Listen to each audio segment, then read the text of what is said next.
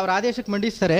ಆವಾಗ ಜಿಲ್ಲಾಧಿಕಾರಿಗಳು ಏನು ಮಾಡ್ತಾರೆ, ಅವ್ರು ಹೇಳ್ತಾರೆ ಇದಕ್ಕೆ ಸಂಬಂಧಪಟ್ಟಂಥ ಕಾರ್ಣಿಕ್ಕು ಮತ್ತು ಟಾಟಾ ಸ್ಟೀಲ್ಸು ಮತ್ತು ನಿರ್ಮಿತಿ ಕೇಂದ್ರ ಇದಕ್ಕೆ ನಾನು ಏಕಾಏಕಿ ನನ್ನ ಅಮೌಂಟ್ನ ರಿಲೀಸ್ ಮಾಡೋಕ್ಕಾಗಲ್ಲ. That should be unsigned document. ನಿಮ್ಮ ಒಡಂಬಡಿಕೆ ನಡೆದಿದೆ ನಿಮ್ಗಳ ನಡುವೆ.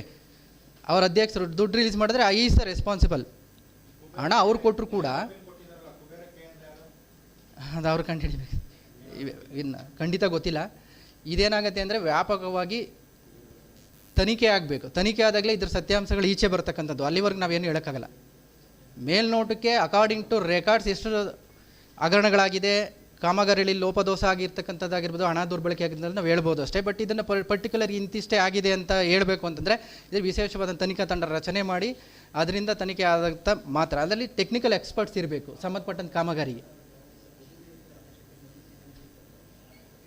ನೋಡಿ ಮುಂದುವರೆದು ಹೇಳ್ತಾರೆ ಅವರು. ಕಾರ್ನಿಕ್ ಈಗ ಟೆಕ್ನೋ ಆಫರ್ನಂತೆ ವರ್ಕ್ ಆರ್ಡರ್ನ ಪೇಮೆಂಟ್ ಟರ್ಮ್ಸ್ನಂತೆ ಮುಂಗಡ ಹಣ ಪಾವತಿಸುವ ಸಂಬಂಧ ಕಾರ್ನಿಕ್ನಿಂದ ಅನುಮೋದಿತ ಅಂದಾಜು ಪಟ್ಟಿ, ಕಾರ್ನಿಕ್ ಮತ್ತು TSL ನಡುವಿನ ಒಡಂಬಡಿಕೆ ಒಪ್ಪಂದದ MOU ವಿವರಗಳನ್ನು ಪಡೆಯುವಂತೆ ಯೋಜನಾ ವ್ಯವಸ್ಥಾಪಕರಿಗೆ ನಿರ್ದೇಶಿಸಿ ಆಡಳಿತಾತ್ಮಕ ಮಂಜೂರಾತಿ ಮೊತ್ತ ಅಥವಾ ಅನುಮೋದಿತ ಅಂದಾಜು ಮೊತ್ತ ಎರಡರಲ್ಲಿ ಯಾವುದು ಕಡಿಮೆ, ಇದು ಆಡಳಿತಾತ್ಮಕ ಅಡ್ಮಿನಿಸ್ಟ್ರೇಷನ್ ಅಪ್ರೂವಲ್ ಕೊಟ್ಟಿರ್ತಾರೆ ಅದು, ಅದರ್ವೈಸ್ ಅನುಮೋದಿತ ಇವ್ರು ಕೊಡ್ತಾರಲ್ಲ, ಅದರಲ್ಲಿ ಎರಡರಲ್ಲಿ ಯಾವ್ದು ಕಮ್ಮಿ ಬರುತ್ತೆ ಅದಕ್ಕೆ ನೀವು ಇದನ್ನು ಮಾಡ್ಬೋದು. But before that MOU memorandum of understand ನಿಮ್ಮ ಮತ್ತು ಕಾರ್ಣಿಕ್ಗಳ ನಡುವೆ ಏನಿದೆ ಆ ದಾಖಲೆಗಳು ಕಲೆಕ್ಟ್ ಮಾಡಿ ಅಂತ ಹೇಳ್ತಾರೆ. ಆದರೆ ಮುಂದುವರೆದು ಅದು ಹೇಳ್ಬಿಟ್ಟು ಅಸ್ವತಿ ಅಂದಿನ ಜಿಲ್ಲಾಧಿಕಾರಿಗಳು ಸೈನ್ ಮಾಡ್ತಾರೆ. ಕಡತದಲ್ಲಿ ಪರಿಶೀಲಿಸಲಾಗಿ ಇವ್ರುಗಳೇ ನಡೆದಿರ್ತಕ್ಕಂಥ ಯಾವುದೋ MOU ಡಾಕ್ಯುಮೆಂಟ್ಸ್ಗಳಿಲ್ಲ, ಲಭ್ಯ ಇಲ್ಲ.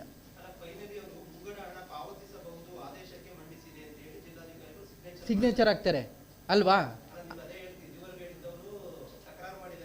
ಹೌದು ಸರ್. ಫಸ್ಟು ತಕರಾರು ವೆರಿ ಇಂಟ್ರೆಸ್ಟಿಂಗ್ ಕ್ವಶನ್ಸು. ಮುಂದೆ ಪೇಜ್ ಟರ್ನ್ ಮಾಡಿ, ಮುಖ್ಯಮಂತ್ರಿ ಕಚೇರಿನೇ ದುರ್ಬಳಕೆಯಾಗಿದೆ ಬಿಲ್ ರಿಲೀಸ್ ಮಾಡೋಕ್ಕೆ.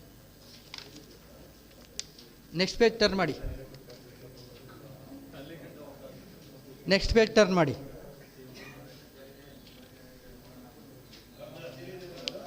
Next page. ಈಗ ನೀವು ಇದು ಓದಿದ್ರಲ್ಲ,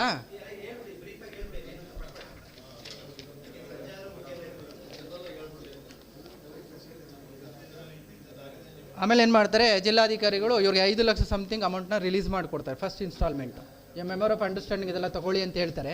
ಸೊ ಇವ್ರು ಅದರಲ್ಲಿ ಯಾವುದೇ ಕಡತದಲ್ಲಿ ಅದು ಯಾವುದೇ ರೀತಿ ಹಾಂ ಹಾಂ ಹಾಂ ಅದೇ ಸರ್, ಅದೇ ಬರಬೇಕು. ಈಗ ಅವ್ರ ಇಲ್ದೇ ಕಾಮಗಾರಿನೂ ಶುರು ಆಗೋಗಿದೆ. ಇಷ್ಟು ಖರ್ಚು ಮಾಡಿದ್ದೀವಿ ಅಂತ ಹೇಳ್ತಾರೆ. ಧನಾದೇಶ ಕ್ರಿಯೇಟ್ ಮಾಡಿದ್ದಾರೆ 5,75,000ಕ್ಕೆ. ಎಲ್ಲ ಕ್ರಿಯೇಟ್ ಮಾಡಿ ತಗೊಂಡೋಗಿ ಅವ್ರ ಮುಂದೆ ಇಟ್ಟಿದ್ದಾರೆ. DC ಮುಂಡೆ ಅಬ್ಜೆಕ್ಷನ್ ಮಾಡಿದ್ದಾರೆ. ಅಬ್ಜೆಕ್ಷನ್ ಮಾಡಿದ್ಮೇಲೂ ಕೂಡ ಬಿಲ್ಲಿಗೆ ಸೈನ್ ಹಾಕಿದ್ದಾರೆ. ಬಿಲ್ ಆಗೋಗುತ್ತೆ. ಆಮೇಲೆ ಇವ್ರಿಗೆ 2ನೇ ಇನ್ಸ್ಟಾಲ್ಮೆಂಟ್ ಬಿಡುಗಡೆ ಮಾಡ್ತಾರೆ.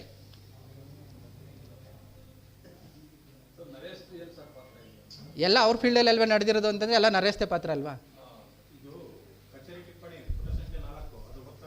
4 ನೋಡಿ ಓದ್ಬಿಡ್ತೀನಿ ನಾನೇನೆ.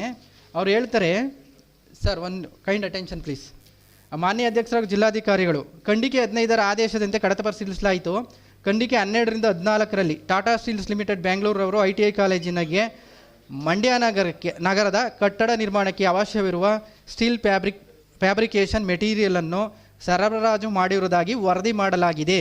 ಈ ಬಾಬ್ತು ರೂಪೀಸ್ 28,70,000 ಶೇಕಡ 60ರ ಅನುದಾನವನ್ನು ಬಿಡುಗಡೆ ಮಾಡಲು ಅನುಮೋದನೆ ಕೋರಿದ್ದು ಕಾರ್ನಿಕ್ ಹಾಗೆ ಟಾಟಾ ಸ್ಟೀಲ್ಸ್ ಲಿಮಿಟೆಡ್ನವರ ಅನ್ಸೈನ್ಡ್ ಒಪ್ಪಂದ. ಏನಿದೆ ಅನ್ಸೈನ್ಡ್ ಒಪ್ಪಂದ ನನಗೆ ಗೊತ್ತಾಗ್ತಾ ಇಲ್ಲ. ಈ ತನಿಖೆ ಆಗಲೇಬೇಕು ಆಯಿತಾ. ಅನ್ಸೈನ್ಡ್ ಒಪ್ಪಂದ ಪತ್ರದ ಕರಾರಿನಂತೆ 17,22,054 ರೂಗಳನ್ನು ಪಾವತಿಸಲು ಅನುಮೋದನೆ ಕೋರಿದ್ದು ದಿನಾಂಕ 18/7/2021 ಮಾನ್ಯ ಜಿಲ್ಲಾಧಿಕಾರಿಗಳಿಗೆ ಮಾನ್ಯ ಮುಖ್ಯಮಂತ್ರಿಗಳ ಕಾರ್ಯದರ್ಶಿಗಳು ನೀಡಿದ ದೂರವಾಣಿ ಸೂಚನೆ ಅನುಸಾರ. This is very important. ಮಾನ್ಯ ಜಿಲ್ಲಾಧಿಕಾರಿಗಳೇ ದಿನಾಂಕ 18/7/2021 ಮಾನ್ಯ ಮುಖ್ಯಮಂತ್ರಿಗಳ ಕಾರ್ಯದರ್ಶಿಗಳು ನೀಡಿದ ದೂರವಾಣಿ ಸೂಚನೆ ಅದರ ಅನುಸಾರ MS ಟಾಟಾ ಸ್ಟೀಲ್ಸ್ ಲಿಮಿಟೆಡ್ ರವರಿಗೆ PBF ಫ್ಯಾಬ್ರಿಕೇಷನ್ ಸಾಮಗ್ರಿ ಸರಬರಾಜು ಬಾಬ್ತು ಬಿಲ್ ಪಾವತಿಸಬಹುದು ಆದೇಶಕ್ಕೆ ಮಂಡಿಸಿದೆ.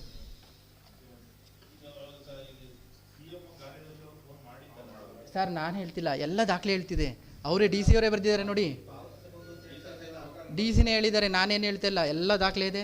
ಡಿ ಸಿ ಅವ್ರು ಮಾಡಿದ್ದಾರೆ, ರಿಲೀಸ್ ಆಗಿದೆ, ಬಿಲ್ ರಿಲೀಸ್ ಆಗಿದೆ. ಮುಖ್ಯಮಂತ್ರಿಗಳವ್ರ ಕಚೇರಿ ಕಾರ್ಯದರ್ಶಿ, ಮುಖ್ಯ ಕಾರ್ಯದರ್ಶಿ ಹೇಳ್ತಾರಂತೆ, ಇವ್ರು ಬಿಲ್ ರಿಲೀಸ್ ಮಾಡ್ತಾರಂತೆ. ಇವ್ರು ಬರ್ದಿದ್ದಾರೆ ಇಲ್ಲಿ ಅಷ್ಟೇ. ಇದನ್ನು ನೀವು ಮಾನ್ಯ ಡಿ ಸಿ ಅವ್ರನ್ನೇ ಕೇಳ್ಕೋಬೇಕು.